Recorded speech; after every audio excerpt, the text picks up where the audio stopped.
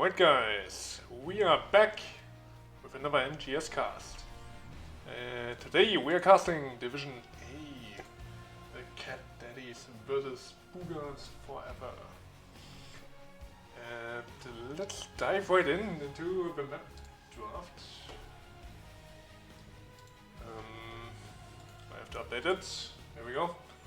So, Cat Daddies won the coin toss. And took first pick actually, which means Boogans, however, had the map choice. They banned Reactor's Holdout and Battlefield of Eternity, the two lane maps that are available. So apparently they like bigger maps. And in comparison to that, the Cat Daddies banned Dragonshire and Sky Temple. And then Boogans forever went for 2 of the Spider Queen. Oh, wait.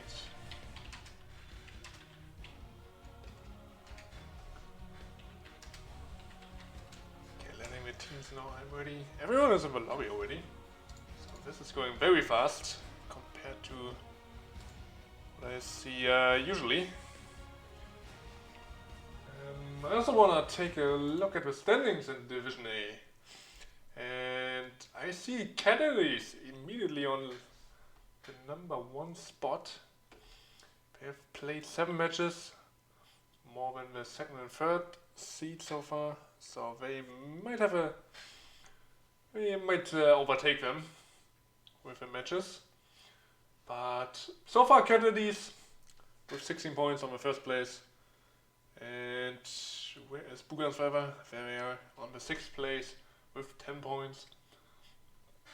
So they definitely wanna solidify their playoffs position, while the Cat Daddies of course want to keep staying in the 1st place. And I believe we are going straight into draft here. It's not even 10 PM yet. Wow. Well, for me it's 4 AM actually. But yeah. Teams are very fast today. And I like it. Better than too slow. And let's see what both teams actually draft. It is Division A. So we should have some decent games ahead of us. I believe Division A is around Diamond, right? Diamond, maybe some Blood players, or even some Master in there. For now, Stukov is getting banned, so is Valor. Both popular heroes, especially Stukov, one of the strongest healer in the game. So, absolutely normal bans so far. I have no ideas what both of these teams play. I've never casted them before, never watched any of their games. So, I'm completely clueless about what these teams like to play. We'll also start a prediction maybe. See if people actually want to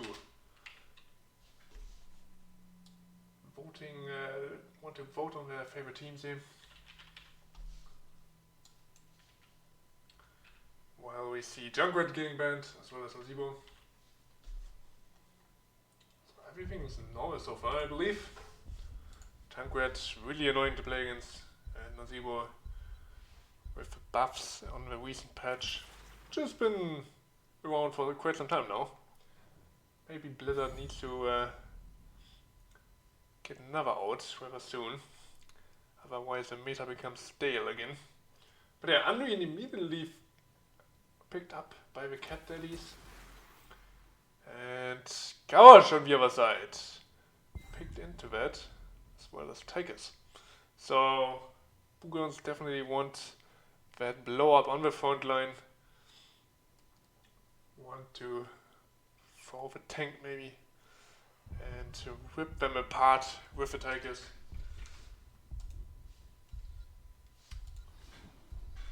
And now Blaze is getting picked up for Cat Daddies. I believe it's for the offlane, but it can be taken as a main tank as well. So it is kind of a flex pick, and Boogans have to prepare for that. Makes it an excellent early pick in my opinion. Makes it a little bit less certain for the opponents where you're gonna see the plays actually. But yeah, usually you see it on the offlane. And I also expect it to be there. Now Kira and Utai are getting banned. Okay. Kira might be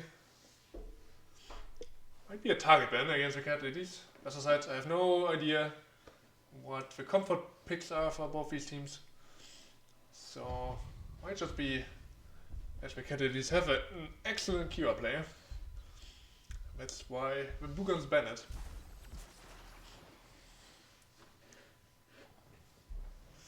Now we get to see Brightwing and Hogger. Both of them solid picks.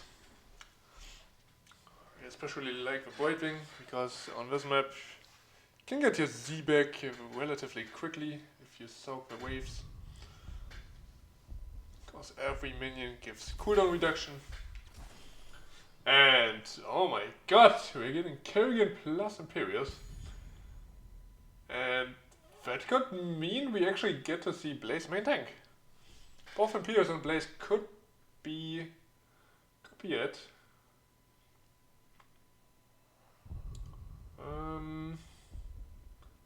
But against the Gawash, I actually expect the Blaze to be main tank. It's a little bit safer, I believe, than the Imperius, who would struggle against the Gawash. And as the last pick, Mephisto. Oh wait, some spicy picks here on both sides. Especially with Mephisto and the Kerrigan.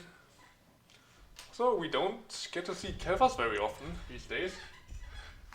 Has fallen out of the meta for quite some time now. And yeah, makes for an interesting first game here. Let's see who can actually take it.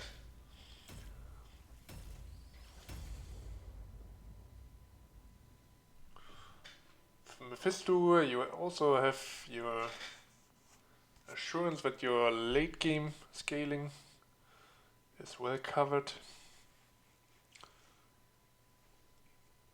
I mean, not that Tychus or Hogger are scaling bad. But Mephisto is kind of weak in the early game, but then later on he definitely ramps up. Yeah, let's see how well these teams can actually play. Let's go straight into game number 1. Tomb of the Spider Queen. With the Daddies on the left side. Shoepath playing the Imperius. Tay on the Blaze. Magnetic on Kerrigan. Chuchi on Kelfas, Fence on the Unreal.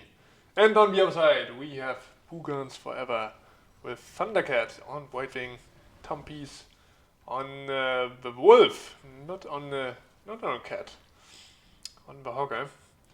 And Kempelas playing the Mephisto, Burmanout on Gawash, and Non-Champion on the Tigers. And if I pronounce any names wrong, I'm really sorry for that. Please correct me if I do. But yeah, here we go. Both teams fighting, of course, over the first wave. Let's see if the red team maybe can get a throw with a Gawash. Blue team trying to guard against that. Sending Imperius straight down now. Which means they're probably conceding this first wave. Okay, I'm missing actually his trade there. Yeah. What talents do we see here? We have new habits from Blaze and also Mana Addict from Kelfas. Everything's normal. Unfortunately, no convection. But yeah, Gawash actually going for Unwavering Strength. Not sure if I like that. Not the best talent on level 1 in my opinion. But yeah.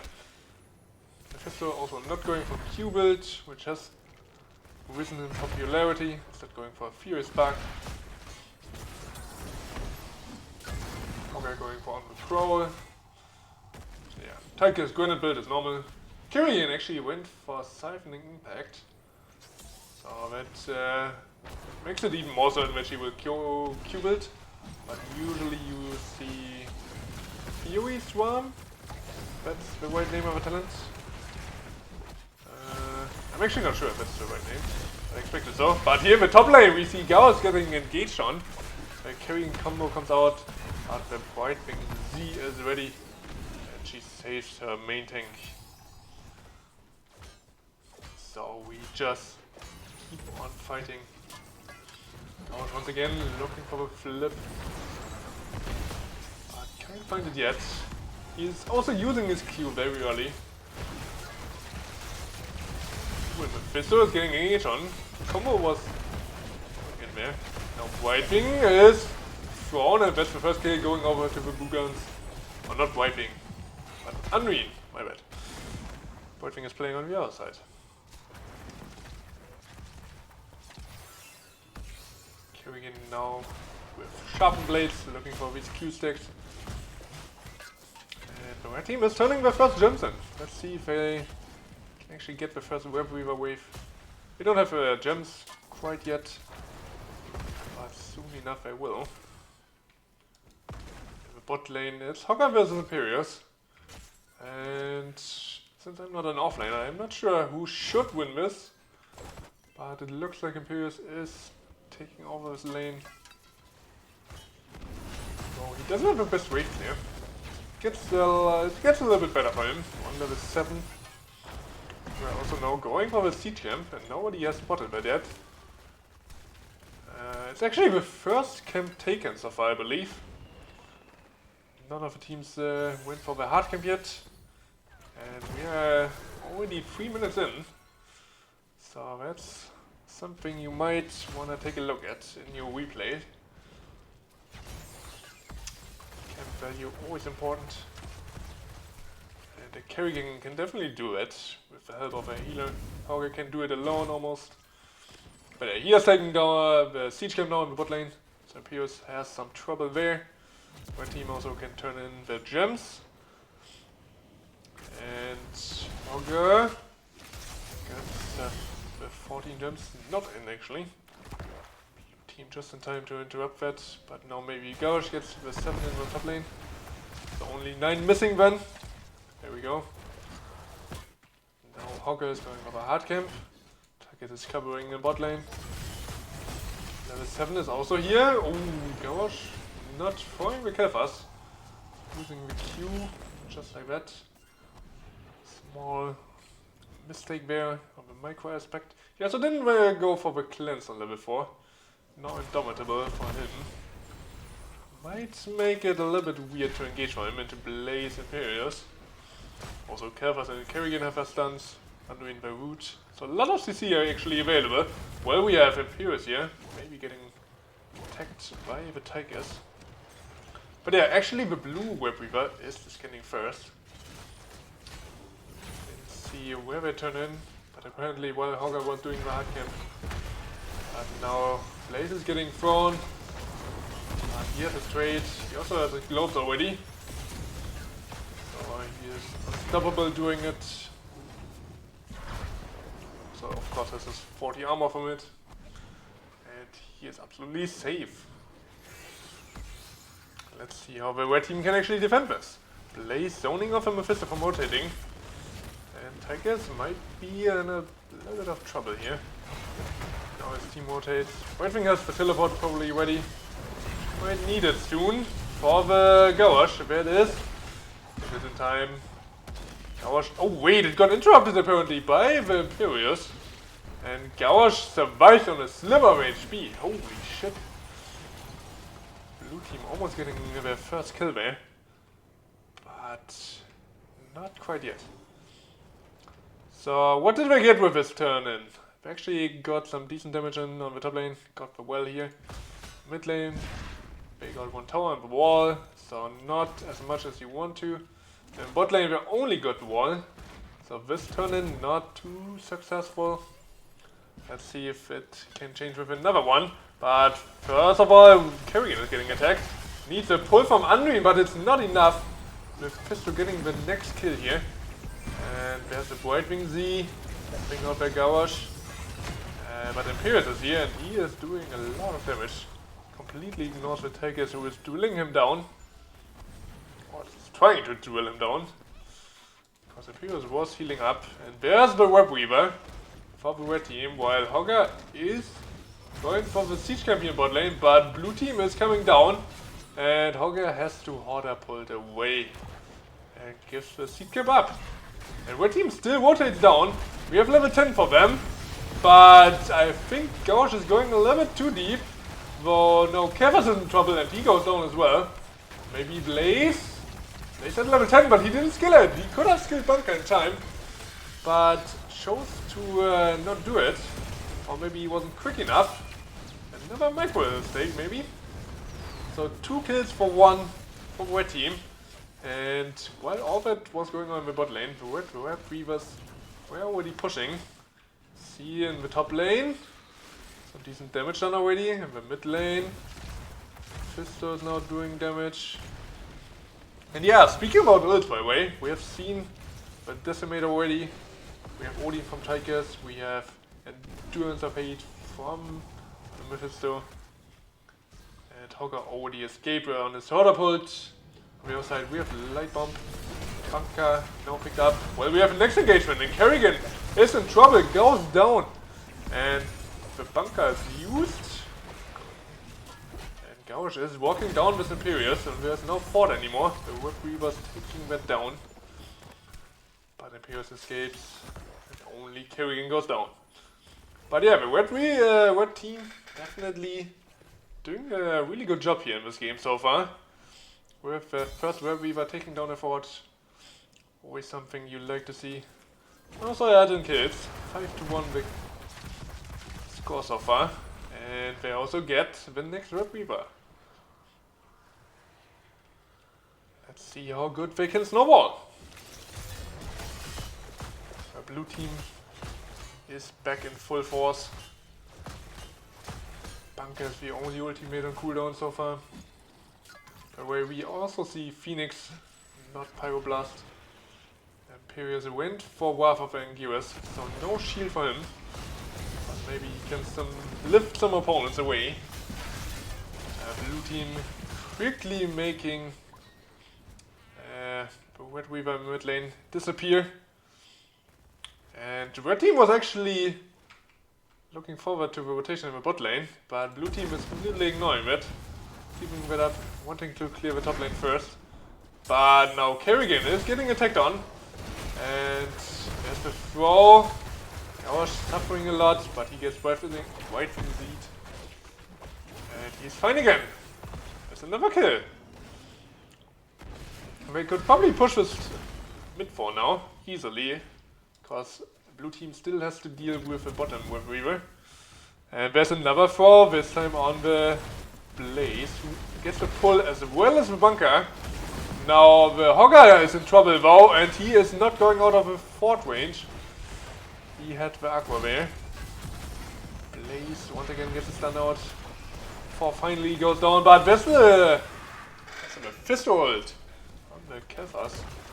Kyrian tries to pick up the gems, but Kel'Thas, not Kel'Thas, but Tigers denies it. And now Imperius gets thrown. Oh, he tries to ult, but that gets interrupted by Lightning. But now the Gauche is in quite some trouble. Good stun on the backline by the Blaze. And Imperius has his ult back up on the Mephisto. And it seems like the blue team is trying to turn this around, but the fight is not over. Blaze and Kyrian going quite low. And Blaze actually falls, but so does the Tigers. But now Hogger has arrived. He is back from the dead. But he has to Horderpult away almost immediately. Gauche throws him out. And now it's Gauche in trouble, but White Wing sees him once again. And he heals up. He has gone full W build. So he is quite tanky if he gets that W in the end. And what a messy teamfight it has been.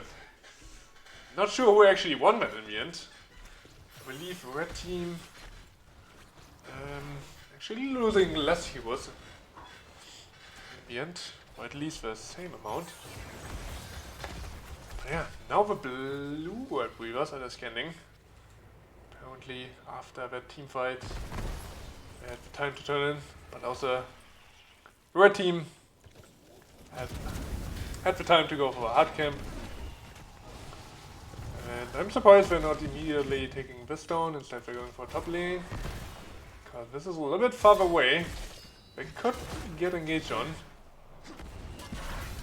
Mephisto gets thrown out by Gosh. And level 16 is almost here for the red team. Maybe they want to force a fight then. Big power spike from Mephisto. Tigers also went for Q on level 13. Let's see if he continues that on level 16. Otherwise, I'm not sure why he's not going for spell armor. Yeah, he continues with a few builds, few talents, I should say. Don't see that too often. And wow, Gauss just gets blown to pieces here. What the hell? No help arrived in time. I think Whitewing tried to teleport to him. But yeah, Gauss just deleted. Now blue team trying to force here in the bot lane. The Red Reavers are out though. And I think with Odin coming out, blue team will have to pull back shortly. Mephisto also doing some decent damage. Has the static field now with level 16. Not sure if that's the right talent actually to take. I guess it's decent in the 3 frontliners. But I think there are better talents. But yeah, no better talent at all. Goddess of Years. Wait. That's quite a long message. I will read it after the cast if that's okay. Let's focus on this game, where the blue team is fighting for a comeback. Kerrigan still is not stacked, only 55 on her level 4 quest.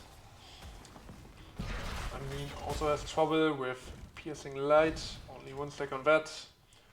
We see 55 in the rhythm stacks. And yeah, the game has calmed down a little bit. So far we have seen constant fights, constant picks for both teams. Red team seems to be concerned, the blue team going for a boss, but they are on this hard camp. But yeah, they are playing out of vision so far. And we know they have shown, but the red team didn't really know where the blue team had gone. And vision is always something you can play around, because you make your opponents scared if you're not showing on the map. I mean, by the way, maybe misclicked his level 16, because he went with trade talent on level 13, but then no second pull, which is usually a must-have if you already go over trade on level 13. But yeah, the race for the next tournament begins, and the blue team has the gems for it. Red team is still missing 7. Both of them actually on the same gem counter turned in. 53 to 53. Kerrigan now trying to turn in. But yeah, Imperius is the one who is missing. Actually, he gets it jumped in. Now it's only Kerrigan. Who is faster? I think it's the blue team actually. And indeed they are. Gaush gets speared. But the following stuns don't connect. It was a half engage basically. No team really wanting to commit for that. Red team, I think, completely fine with defending. With Odin up. Like every ult is on off cooldown, I should say. And here the mid lane, where we was scanning quite far forward. Let's see, the Odin is coming out. This 4 should fall. But yeah, the push for keeps will be on a different lane. Probably on the bot lane. See Kerrigan going to the top lane. She is almost stacked now. Which will be a huge power spike for her. Getting way more damage on her Q. But yeah, Web Weaver in the mid lane is cleared. Hogger is going for the bot lane. That's almost down. Without any help. And the red team is a little bit ahead in experience actually. So they will be close to level 20. As soon as they get this wave, Hogger also soaking the bot lane. So yeah, blue team maybe a little bit pressured to make something happen here. But it's looking like the red team is just fine with playing it a little bit farther back. But now they have to be concerned with the boss once again. Blue team could potentially trap that, but they decide against that. Now they're showing as well on the mid lane. Not the wisest choice in my opinion. Because now they are down level 20 and red team is looking for a fight. Gauche going forward. If he doesn't find the thrower, it might be hard to find the pick here. But yeah, red team at least gets the turn in. Could have maybe gone for the C champion in the bot lane as well. They had time there. Like, blue team still a little bit off 20. Red team could have played it a little bit slower. Not sure if that camp was up. Seems to be now. But yeah, that could have been done a little bit better. But yeah, level 20s by the way, we have big red button of course. From the Tigers. A mimic from the Mephisto. Also no control by the Hogger. The Decimate upgrade with Gauche. Also invisible friends coming out from Whitewing. And we see the Odin coming out.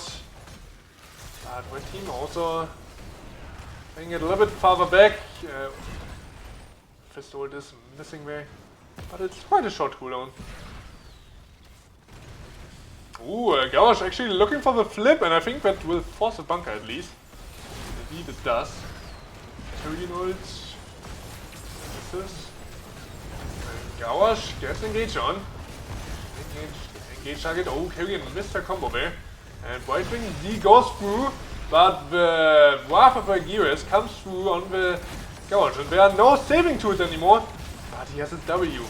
Like I said, there's no control, but Hogger in the keep is just taking all the damage and he goes down. But on the other side we see two keeps falling for the red team. And I think they could have even pushed this mid keep, because blue team still had to deal with a top wave weaver. But of course, with the Hogger down, that would have been a little bit risky. Now the blue team has the chance to go for the boss. And I think as a red team, you kind of have to contest that, right? It's a 20-minute boss. And I mean, it's a 4v5, so you can definitely fight it. The boss is kind of fighting for you because it's damaging the blue heroes. You see them falling a little bit low. They're using abilities on it. But yeah, red team deciding against that fight. Maybe they think they can just defend. They have Odin. Also, blue team will have to deal with core pressure quite soon. Camp plus catapults will push into this bot lane. And wait, blue team actually not going with a boss. Okay, maybe a little bit scared that the core pressure will mount too much. They will throw the game here in the top lane. And that means the boss will get not the value they maybe hoped for. Might not even get the keep, to be honest. Tigers and Mephisto just shredding this thing. Like everyone on it. And yeah, this keep will stand. And that's a huge advantage for the red team now. The only thing they have to be concerned about is the next turn in, because they only have 19 gems. And the blue team is almost there for the next turn in. Only 13 gems missing. And the waves are pushing in for them, because they have catapult pressure on the lanes. That means the waves will eventually push into them. And if they play smart, they can just soak the lanes and pick up the gems. Even deny their opponents with the gems. Because the catapults will destroy the backline minions.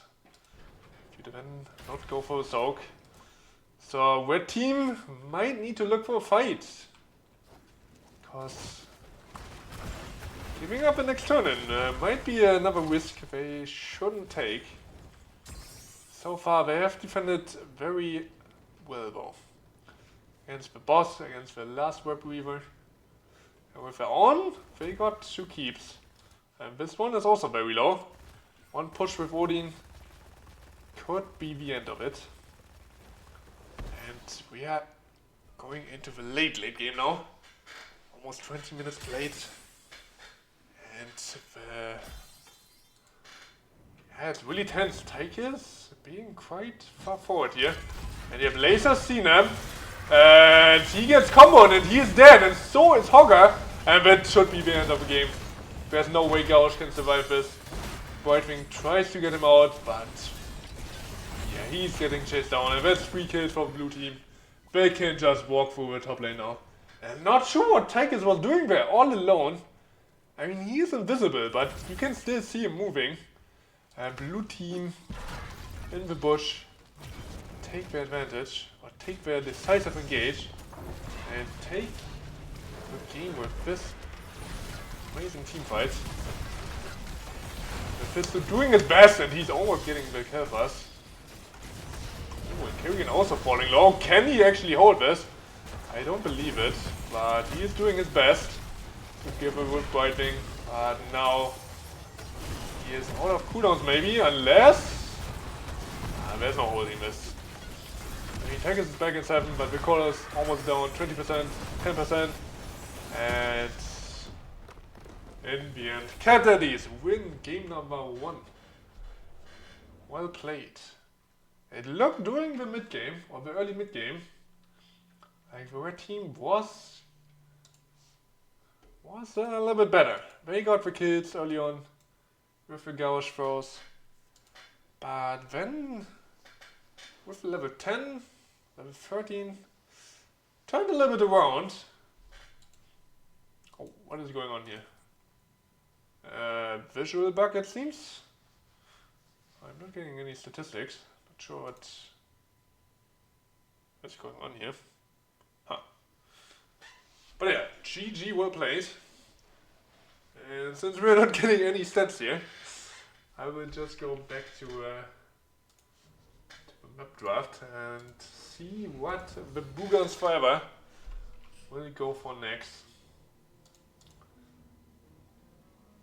And let me read your message, Goddess. After you casted my team's game, I didn't see you DM me and asked about an interview. Ah yeah, I remember it. I mean, it's not really an inconvenience. Just wanted to have a chat after the game. Some questions, but it's all good. Always wanna like see how the team feels after a win and get their answers on like draft questions and stuff. But yeah, it doesn't inconvenience me at all. But yeah, thanks for letting me know. And now, what are we going to see next?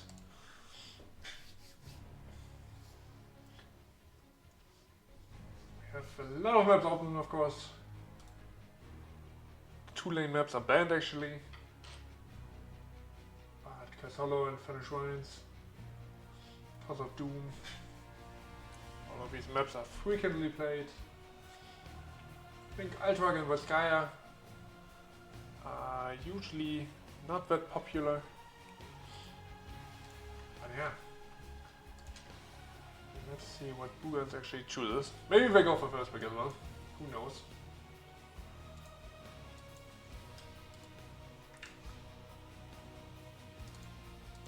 But yeah, what a close game. That game was on a knife's edge.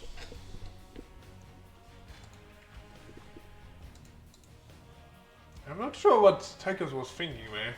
Going all alone over to the right side. Because you kind of have to expect the opponents being somewhere in the bush, maybe hoping for these kinds of picks, right?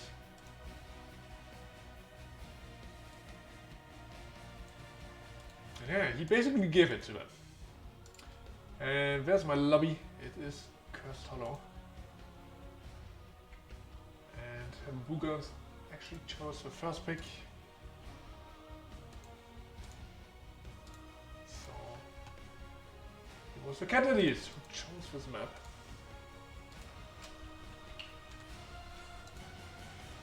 Wait. Yeah. We're just going straight to the next draft, it seems. Both teams immediately ready. I really like that. Always feels good. Games progress quickly.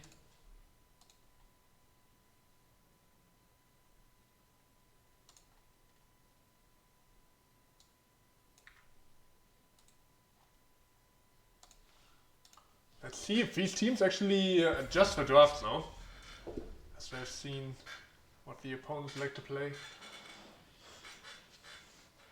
Like, we have seen some specific bans in the last game, like the Kira for example, which makes me suspect that they know each other, or at least scouted each other. And that also means they should know now. Okay. What the opponents like to play in case you ban their comfort heroes. But for now, we get the Valor ban again. Alright. And there's Stukov again. So, same draft, same bans. It's the last game for now.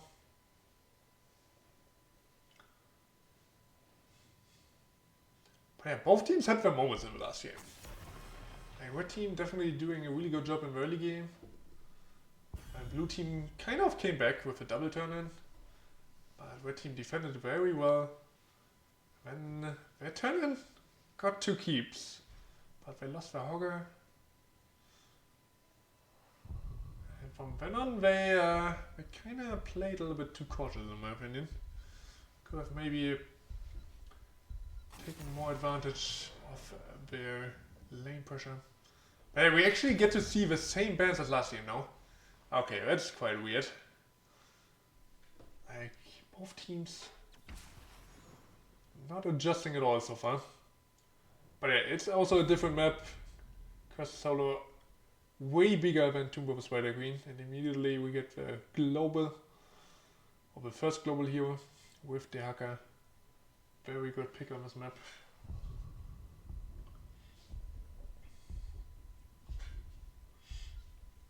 I really like it. Do we see a Brightwing again? And red team was who picked it last time.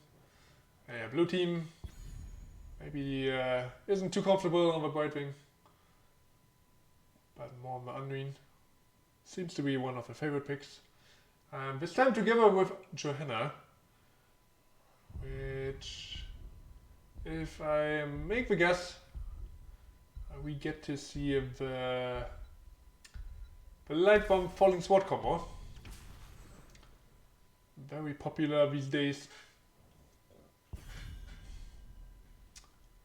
I basically put the Light Bomb on Johanna, and she can just Falling Sword on any target in range. Very easy to play. Similar to the Genji basically, who can dash in with his ult. But Brightwing now picked up by the Boogans again, also the Talkies again. So lot of heroes that we have seen last game.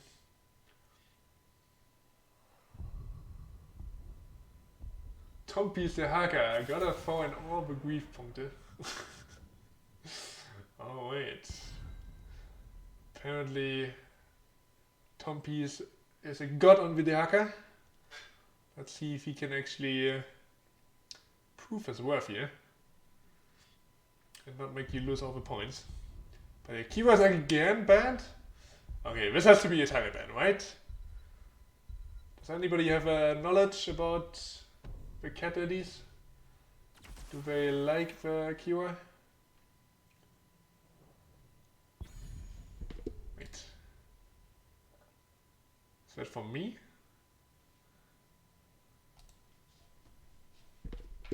What the fuck?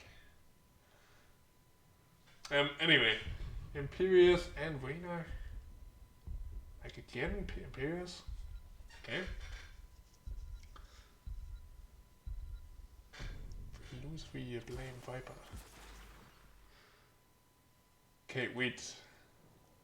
What's going on in NGS chat?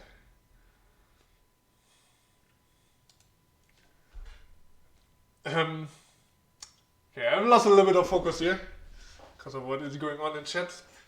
But yeah, Tassada as well as Maze I picked up. And they synergize quite well, I believe. Because he put down the W with May without anything from her own. And then the Tassada wall basically closes the escape route for the target in the blizzard. So both of them can be used together. And if they coordinate that well, it makes for an easy CC target. Especially against such a front line. Double booster now with Sonya and Imperius. And Reyna hyper carry basically. Okay.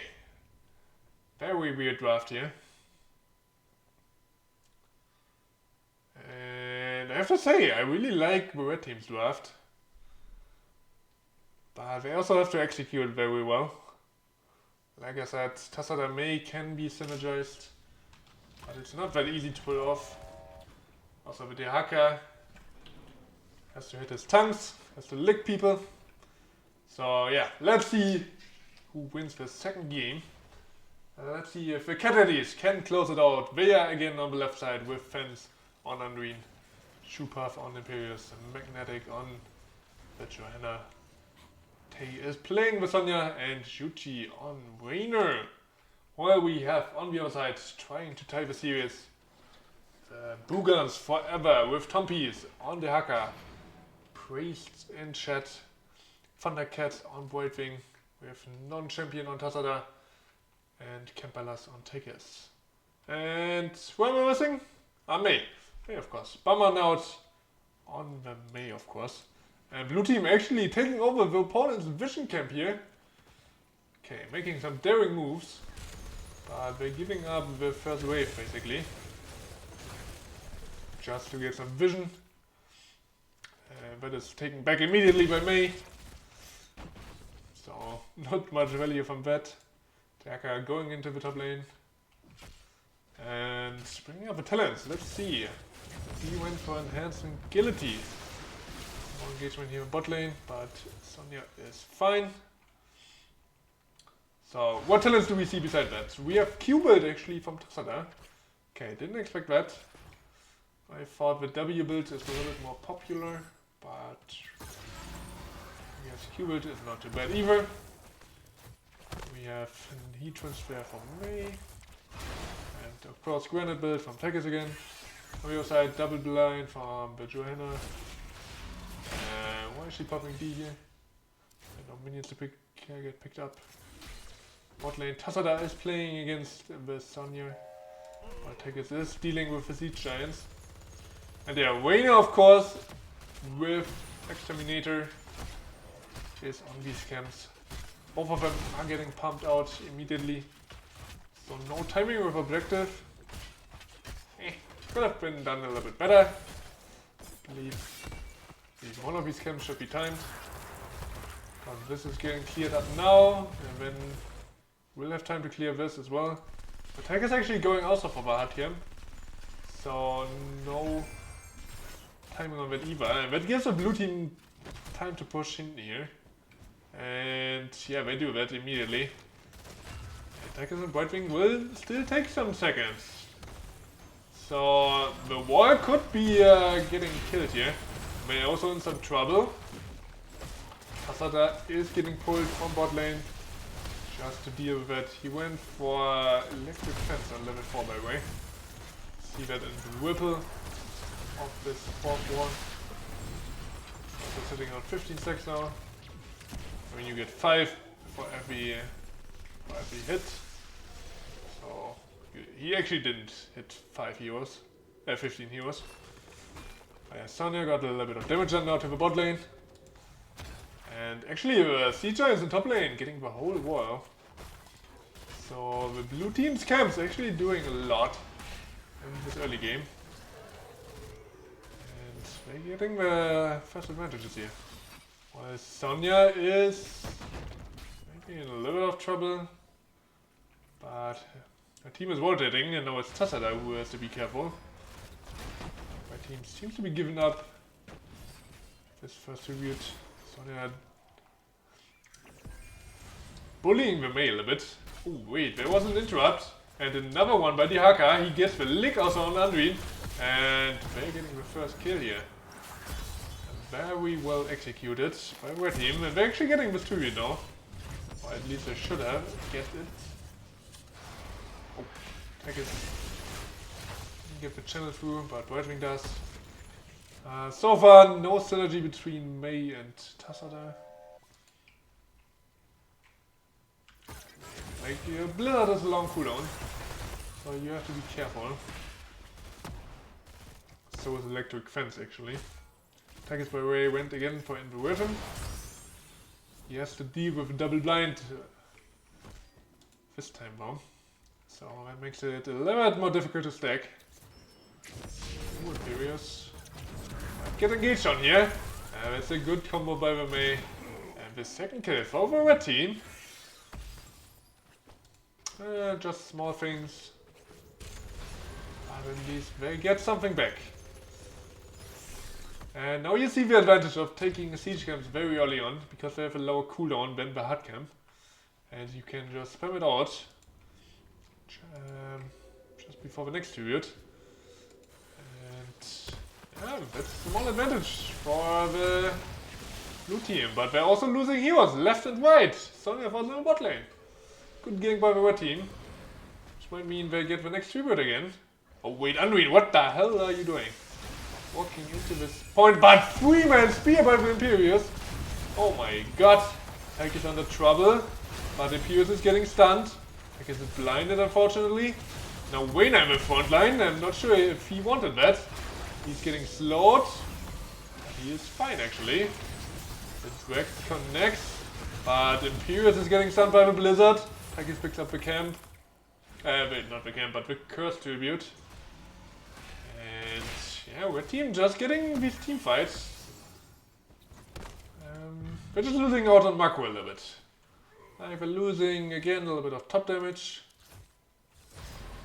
Also, I think their combo will be stronger with level 10. Because Johanna doesn't do a lot before that. Like, she can clear waves easily and can peel a little bit. But besides that, she doesn't do a whole lot. Blue team going for boss. Tassada wants to scout that. But this boss is almost gone. Yaka of course can walk in, or tunnel in. And level 10 is actually here for the red team and not for the blue team. Pius gets the spear out just in time before Blizzard hit. Not the best timing on that. Bummernaut might want to work on the timing maybe. Ooh, if a wall is coming down here, Tassada, do you have it? Could have been a potential wall here. But, well, the blue team is walking around the map. Decker actually got the third tribute. And Johanna surviving on 60 HP. Never mind, Mei coming from behind. Good thing by her. And we're chasing for Sonya. She could pick up leap. I think she's fine anyway. Mei trying to get her. Udin also comes out. They will have a wave rather soon, and it's going to be a big one. Stacked with Siege Giants. Push for the keep is definitely going on here. Need to be careful because Imperious is on the flank, and there's no bush nearby where the hacker can bow to. Ice Wall comes out, but it also kind of spears the targets out. And he is, I think, gone. But Tassada with a huge ultimate. He picked up Black Hole, gets the Johanna kill, and also a lot of blue members. Blue team members are very low. And red team definitely getting a lot with his curse. Definitely in this bot lane. Could make the way in the bot mid lane now. Actually, they didn't get too much. Like in bot lane they got a lot, but besides that, it seems they only got the wall in top lane and the wall in mid lane. So, besides bot lane, they didn't do a lot. But that's always a huge advantage, having this lane opened. I also wanna go for boss it seems. Mei positioning very aggressive. But she's without a team. If a team was there, then it's a good play, but alone, you can't really make it happen. And now you wasted a lot of cooldowns. Trying to get something done here. Ice Wall comes out. Light Bomb is huge, and Brightwing I think gets teleported on. But the re-engage happens, and we get a 1-for-1 trade. Johanna again shut down. So is White Wing, of course, and Tassadar also falls because Bio has picked him up. And on the other side, though, wait, Sonya actually survived!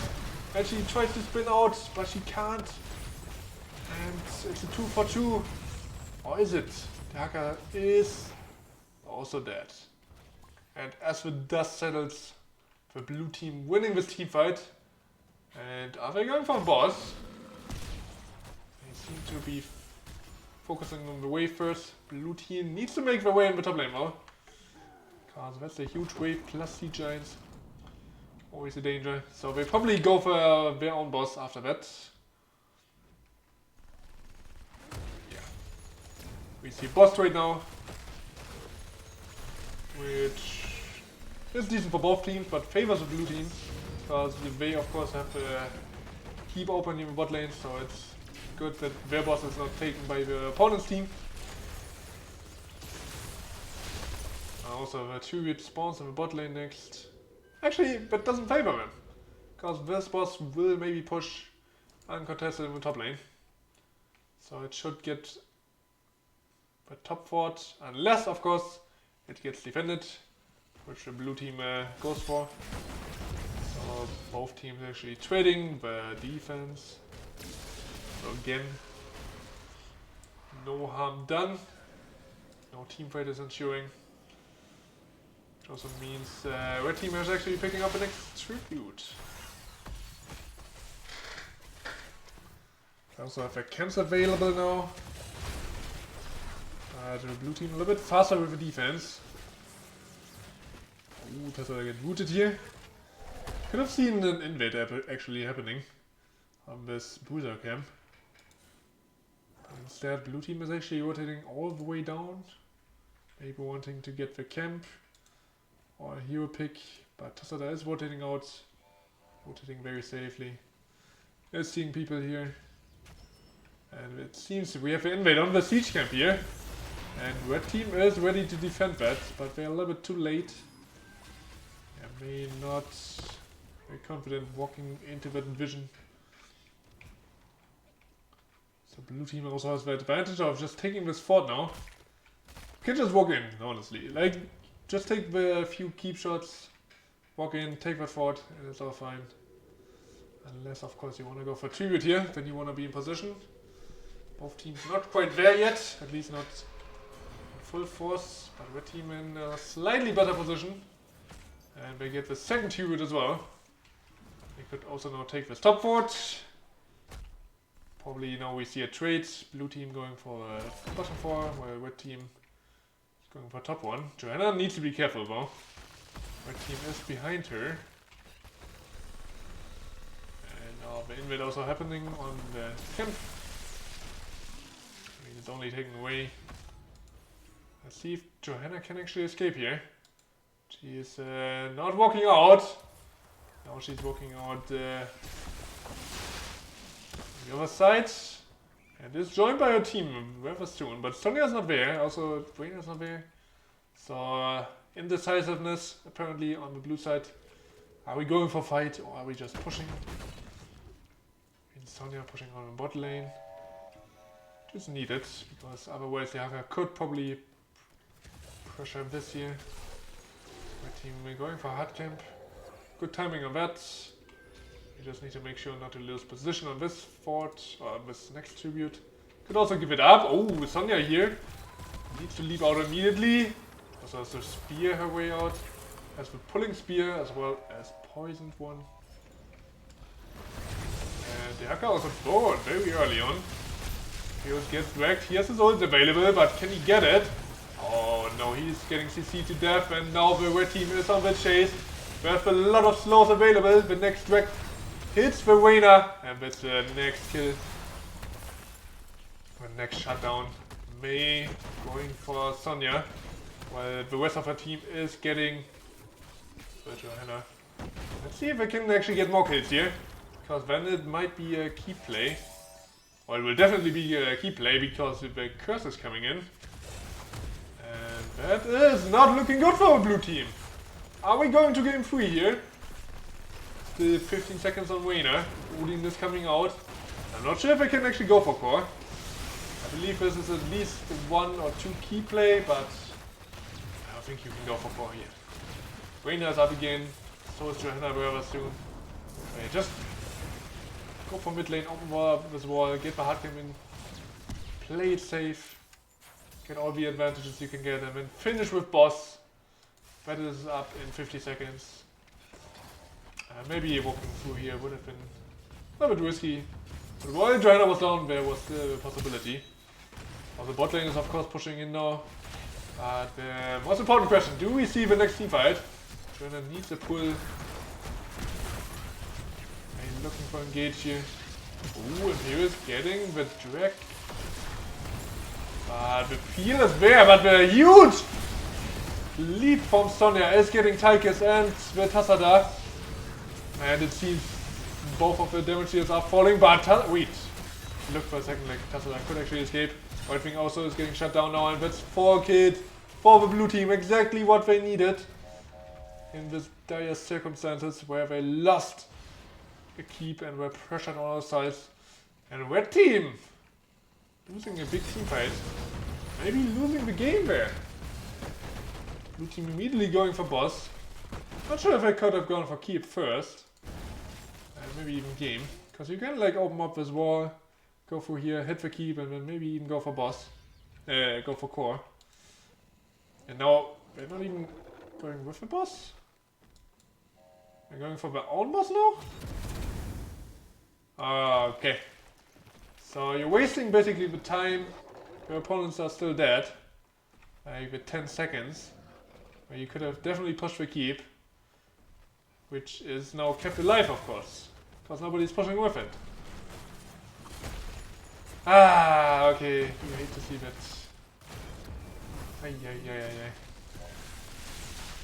Of course, they're gonna have 20. And they will push in the bot lane, right? Maybe they're taking their camps first.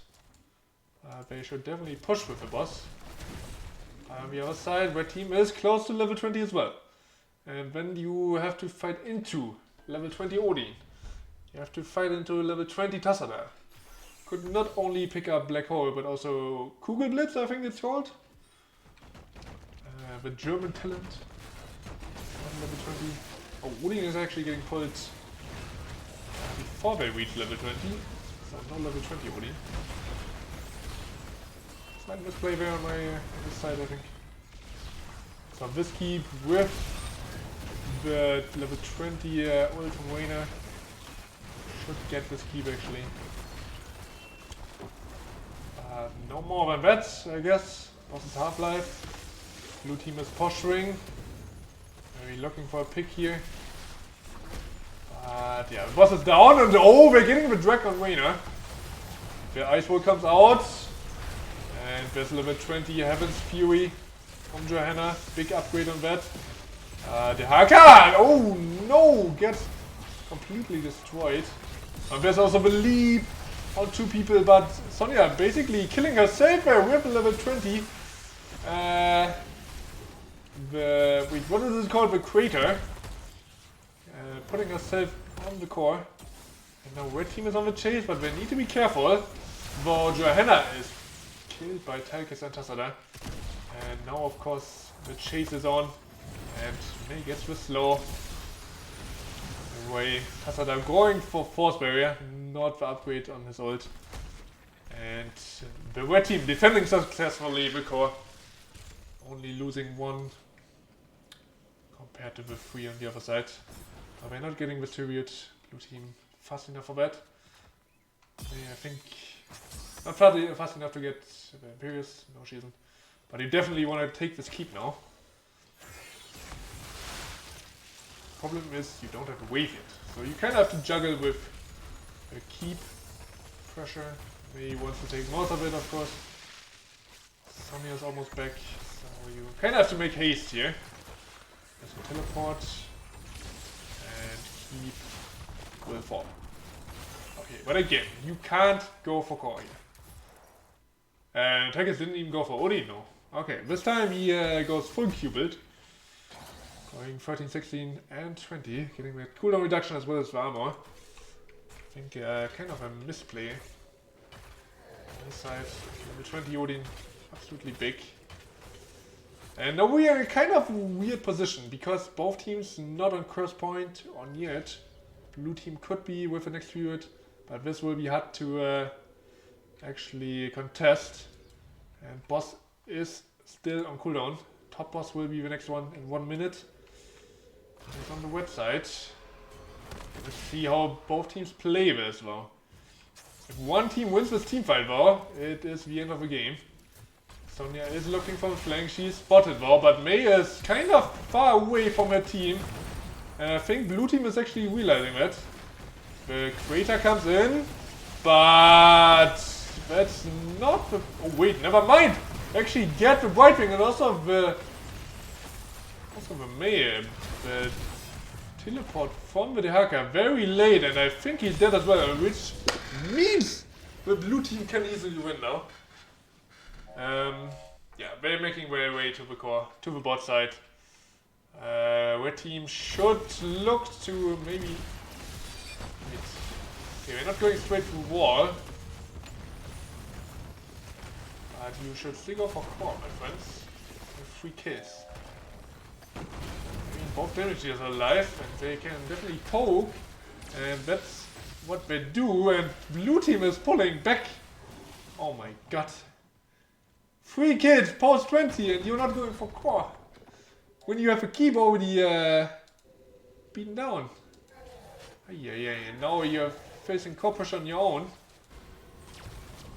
2 people recalling. What is going on here? We can't even go for boss now. Oh my god. What am I watching here? Now red team can't even contest with turret. Right? They might be a little bit slow. Oh, the Hacker is here. But he doesn't have essence. He can be easily shut down. Ice Wall comes out. Doesn't hit anybody though. Oh, this will be a difficult fight for both teams. I think blue team is a little bit favored. Also getting a lot of damage done to the Mei. She is out already. There's a teleport on Brightwing, or the ult on Brightwing. And oh, she teleported on Mei. No. Brightwing with a big misplace on the other end of the fight. Tekis was really low, so is Tassada now, who gets lead on, and it's again 2 kills, and yeah, come on, you have to end the game now, right? You get Mei now, you get the Haka, and that should be the end of the game. Right? There's no way you can... You're going for boss now. Oh wait. Yeah, team, we can drag this game out until 25 minutes, no problemo. Oh yeah, even like they get the curse, they could have just walked through mid lane, just go on the core. There's no need for the boss, but yeah, sure. Tigers and Daka are trying to do the only thing they can actually do. We don't need this keep, guys, just go for the core. Yeah, there's no way they can waste the core against 5 people. Absolutely no way.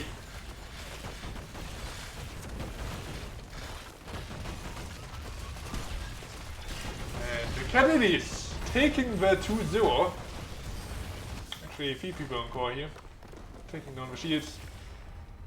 But in the end, it's of course the Daddies winning the game.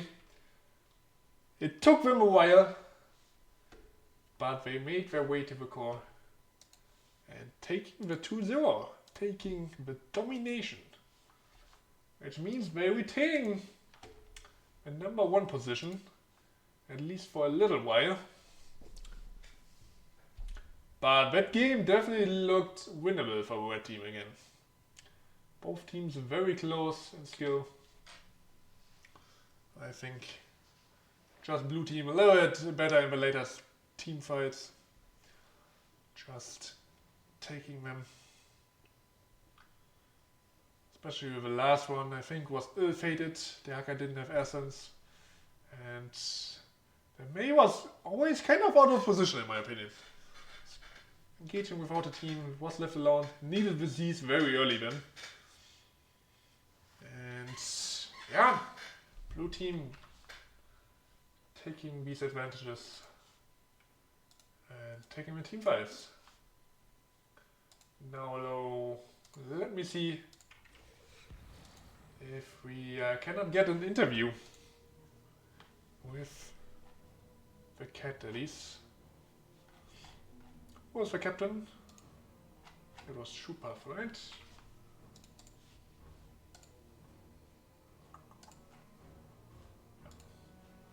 Okay, but yeah, whoever just wanted to stay for the games, just wanted to see who wins. That's it. We have our winner. We have a cat Daddies. And whoever just wants to go, don't want to stick around for the interview. Thank you guys for watching. Hope you had fun. And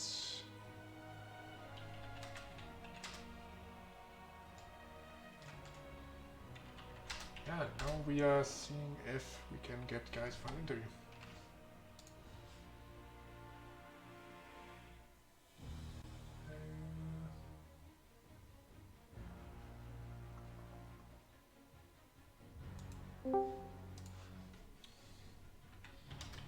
Just messaging.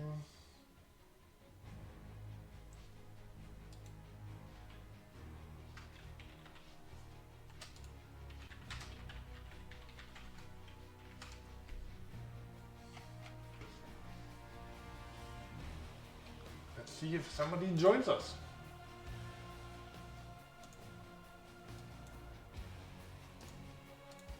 But yeah, very fun games to watch, I have to say. Very back and forth. Both teams had their shot at winning. And yeah, just decent gameplay. Of course, there are mistakes here and there, but I mean, that's to be expected.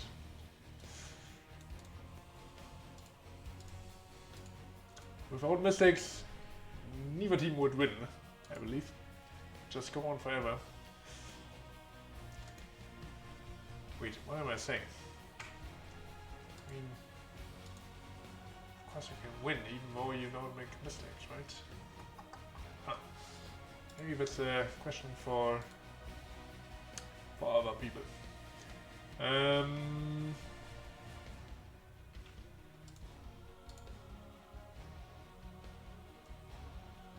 Don't have an answer yet. Maybe I just ping on the Discord.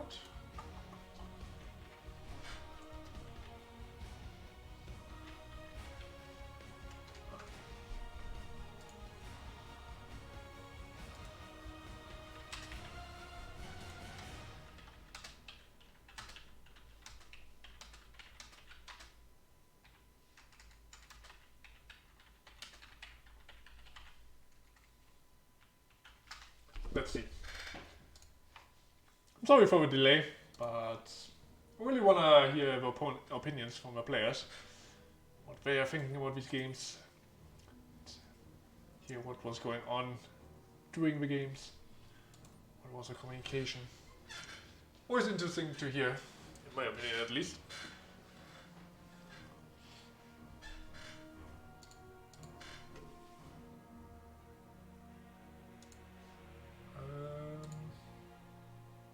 Yeah, so far I didn't get any answer.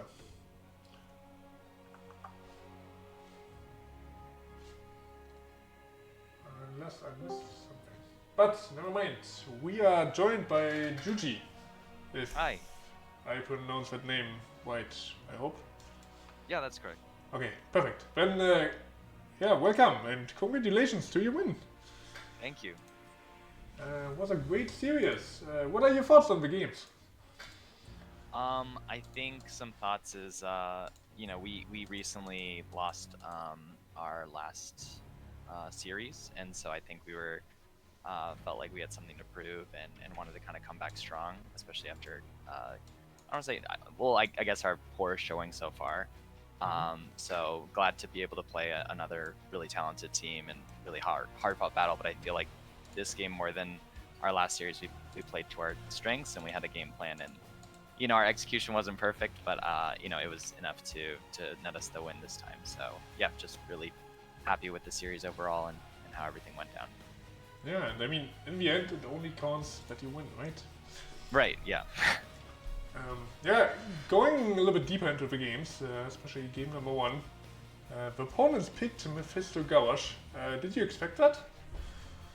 I think we knew that they played Garrosh a lot. I don't know that we were necessarily anticipating the Mephisto. But yeah, we especially in this division, we Garrosh is like picked pretty often, and he's can be really powerful, especially in those early team fights. So we definitely wanted to respect the ability of Garrosh to just create openings and kind of take advantage of mistakes that that we would make. So we really tried to not fight early and just kind of give them space and really try to choose our fights, because right, like I think it was best executed in that very last fight, but we knew that if we could get a pick that and not get picked off ourselves, that would really be something we could build a lot of momentum of, or take macro wins or ports or all those things off of. So just really trying to play around and respect the fact that right, Garrosh can very easily just create a bad situation for your team and just be on the back foot. Yeah, and I mean, even though you had the game plan, you still seem to kind of struggle in the early game. And Yeah, the opponents definitely. definitely got their picks, right? Yeah, for sure. And I think we weren't. I think we were sometimes a little bit out of position, or um, especially I feel like on Tomb of the Spider Queen, it's maybe not our strongest map, and there's a lot to consider. Who has the gems, defending turn in, trying to turn in, all those things. It's I think a little bit more hectic, but yeah, I think that being able to secure that, I think it was our Blaze player, Tay. He was able to land a really good stun, and we just changed our CC and kind of built off of that. But yeah, we had a game plan. I think the extent to which we successfully executed it was, I think, kind of summed up in that very last fight. But yeah, it was definitely a hard fought battle. yeah, Definitely definitely. mistakes we made and things we could improve. But yeah, It was a back and forth, I believe. Like both teams for were sure. Yeah, getting picks here and there, winning team fights. right. But yeah, you drafted Imperius twice. Seems to be a comfort pick for you guys. A little bit. I don't actually think we've pulled it out that often in Div, but it is something that we have been practicing, and yeah, just Yeah, I today think we you showed it. like those. Yes, yeah. Yeah, and I mean, in the end, it came down to the last team fight. Like, I think Tychus got caught on the top side when you were kind of bush ganking. He wasn't visible, but I think you saw him anyway. Yeah, I think we saw him. Yeah, definitely. I think we were definitely trying to be respectful of the invisible Garrosh, just being able to. So we were definitely sure to be grouped, especially towards the end of that first game, because we knew that we had a lot of potential as far as chaining CC between the Blaze and then the Imperius, and then the KT as well. So just trying to capitalize off of that. When the engage happened, what was going on through the comms? Were you concerned that maybe Gouache is in the area, that he maybe flanks, or like? Yeah, Were definitely. you just looking for this decisive decisive engage?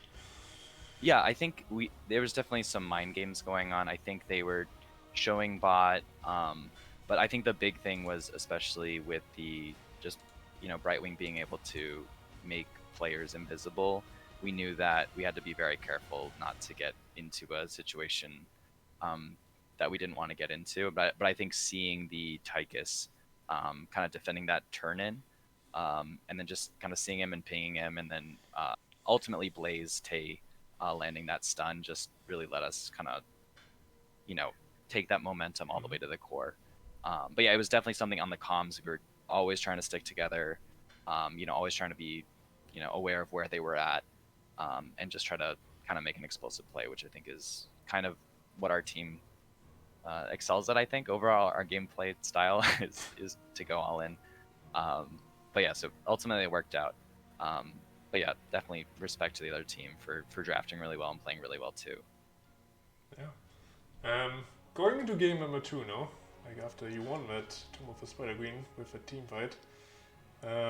What was the thought behind the triple front line, not Anduin, Johanna, Sonya, and Imperius. Yeah, I think they had first pick, and based on the map we chose, we definitely anticipated them picking Dahaka. And when we were drafting, we were definitely thinking about whether we wanted to combat that global with our own globals. But I think ultimately we decided that we want, like, our win condition was basically to try to stay in lane soak and then make sure we're ready to fight over the objective, and just being confident in our ability to execute on CC and doing the damage that we need to do, and taking the pick so that we can take those objectives, and not trying to fall too far behind because the opponents had two global abilities, which definitely means that we need to capitalize on the objective if they're, because if we're at the objective and they're soaking lanes, then it's kind of a moot. We're not really winning that situation. So just like trying to play into that condition. I think ultimately we took Sonya last, and I think there was a few examples where like we were slow to rotate, and we weren't able to fight over the objective in the way that we wanted to. But ultimately, I think just having the ability of Sonya to just jump in and kind of choose a fight, especially on their back line, and then the follow up with Imperius, and just as Raynor, just being able to kind of choose the targets that that all the front line is kind of creating. I think that's a play style we really enjoy. And so it I was think we're just practice already. Yeah, maybe not this exact comp, No, but it was. but We definitely the wanted style. to play, into the kind of more team fight heavy as opposed to playing up the global. So I think we understood our win condition in that sense. There were obviously a few times where we weren't able to. We were fighting a person down, and it was still very back and forth. But I think, especially when we were all grouped together, it just felt like those team fights came very easily, in a way. So. Could have swung in your favor. But I mean, you took the win, and I mean, in the end, you looked very dominant in the team fights. I have to say, like you won a lot of them. Especially like I think it was the second to last team fight when you got 3 kills post level 20, and like there was the keep down on bot lane already, and Right. I was wondering why you didn't go for core. What was going on there? I think I'm trying to think the exact situation. So was there a fort still at bot, or No, the keep was already down. That's okay, fine. the keep was down. Was that okay? Because I know that we did eventually push core. So this was probably before we pushed core in the bot lane, and then I know our Sonya player. I just remember because that was when we hit level 20, maybe slightly before we hit 20, and I remember in the comms, Sonya jumped in on, I believe, 2 or 3 people with Crater, and we weren't really able to follow up because I think you're thinking about the wrong. maybe that was later. Because that's when you were on core, but you didn't even go for core. I think you went for mid lane. Like, Yeah, it that may be looked very somewhat. indecisive to me. Yeah, I think it's possible that we were kind of weighing our options. I think there was a call to go mid, and I think I want to say that we were thinking about pushing mid, but then ultimately our front line was a little bit low, so we actually decided to hop off it. And I think at the same time, if I'm remembering correctly, I believe top lane was pushing pretty hard as well as bot lane. It might not have been bot lane, it might have been mid lane, but I think ultimately we decided that we wanted to make sure, I guess, maybe make the more conservative play and defend our own forts and core. And if I don't know, yeah, my memory might be a little bit messed up on that. But I think the other was that also the play where we were maybe thinking about going for that top boss, and then ultimately I think we sent maybe 1 or 2 players back, Hearths back. Yeah, I think ultimately I think there were probably definitely some things we could have improved. I don't remember the specific call, but yeah, I think there were times where just because of the ability of Brightwing and especially Dahaka to just kind of be able to bushwalk behind us and kind of create openings, I think we probably chose some more conservative plays. Even at the end, I think taking the boss, that was ultimately not really necessary, and you know, we probably should have just gone straight to core. So I think there's definitely things we could have improved Maybe as far as something execution. to go over in the replay. Yeah, for sure. Yeah, that's all from me. Like everything was answered. If you have anything else to share or any shoutouts, go ahead. Oh yeah, yeah, just enjoying Div A, and yeah, shout out to everyone watching, and hopefully, yeah, we can make playoffs and kind of make a splash in playoffs. Oh yeah, actually, you're on the first place right now, right? And Yes, I mean, yeah, I know that we lost our last series, dominating our last series. So again, we feel like, you know, that's actually, I think, ultimately going to be a good thing for us. Just feel like we have something to prove, something to make up for. But yeah, just happy to play Div A, and shout out to people watching and fans and all that. okay, great. Then yeah, thanks for joining me. And Yeah, no once problem. again, congratulations to your win. Thank you. Thanks for casting. No problem. It was a lot of fun. And yeah, Great. have a great evening. All right, you too. Take care. Bye. Okay, that's it. Thank you, Yuchi, for his insights. Not only on the drafts, but also what was going on during the games, during critical moments. Always good to hear. Maybe not everything was answered perfectly, but I mean, you are in these games. You are excited. You are nervous, so everything is a little bit muddled, maybe. But he still gave us a lot of insight on his team, what they were thinking, what they were communicating. Always good to hear that. And yeah, I'm always grateful for people joining me and giving me these insights on their teams. Always good to hear. And with that, the stream will come to an end. We had a great 2 games. I would have been really happy if we had a third game actually, because both these teams were very evenly matched. Would have been really fun to see the third game. But in the end, Daddies take that 2-0, and they definitely deserved it. And with that, I will end the stream. And yeah, I hope you guys had fun. Thank you guys for watching. Let's actually see if anyone else is still casting. It's quite late actually, so might nobody be online anymore. Never mind, there's actually one cast still going on, I believe. We have Moonlight Zebra casting Heroic Division? I think it is. Yeah, Heroic. Vendetta versus Archon. Very interesting game. So I will take you over there. And yeah, hope you had fun, guys. Maybe see you next time. I'm casting NGS, I'm casting Heroes Launch, playing my own. So maybe see you in the future again. Hope you had fun. Bye bye.